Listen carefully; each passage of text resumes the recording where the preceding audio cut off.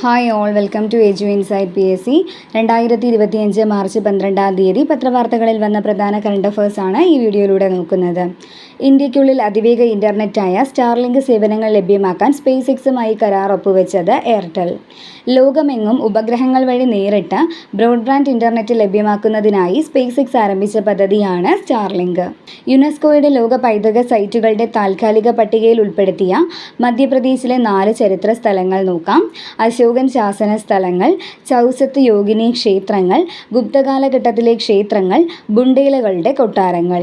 മൗറീഷ്യസിൻ്റെ പരമോന്നത ബഹുമതിയായ the grand commander of the order of the star and key of the Indian Ocean നൽകി പ്രധാനമന്ത്രി നരേന്ദ്രമോദിയെ ആദരിച്ചു.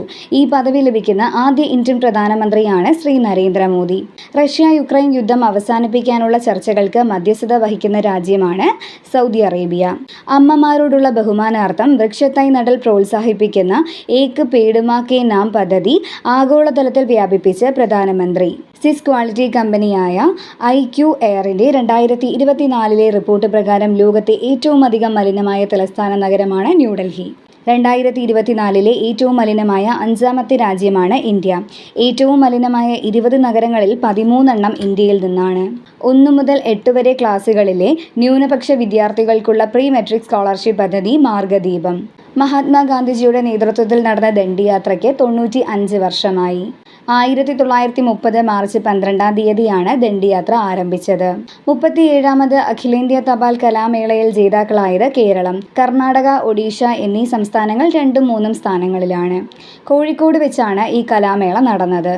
21നും 60നും ഇടയിൽ പ്രായമുള്ള സ്ത്രീകൾക്ക് പ്രതിമാസം 2500 രൂപ നൽകുന്ന മഹിളാ സമൃദ്ധി യോജനയ്ക്ക് രൂപം നൽകിയ സംസ്ഥാനം ന്യൂഡൽഹി. സാമ്പത്തികമായി പിന്നാക്കമുള്ള സ്ത്രീകളാകും ഗുണഭോക്താക്കൾ. ഇന്ത്യയിലെ ആദ്യത്തെ വനിതാ നിയമ സെക്രട്ടറിയായി നിയമിതയായത് അഞ്ജു രതീറാണ്. ഏഷ്യ വനിതാ കബഡി ചാമ്പ്യൻഷിപ്പ് 2025 വിജയികളായ ടീം ഇന്ത്യ. ടെഹ്റാനിൽ നടന്ന ഫൈനലിൽ ഇറാനെ തോൽപ്പിച്ചു. 2024 കേന്ദ്ര സാഹിത്യ അക്കാദമി വിവർത്തന പുരസ്കാരം മലയാളത്തിന് അർഹനായത് KV കുമാരൻ.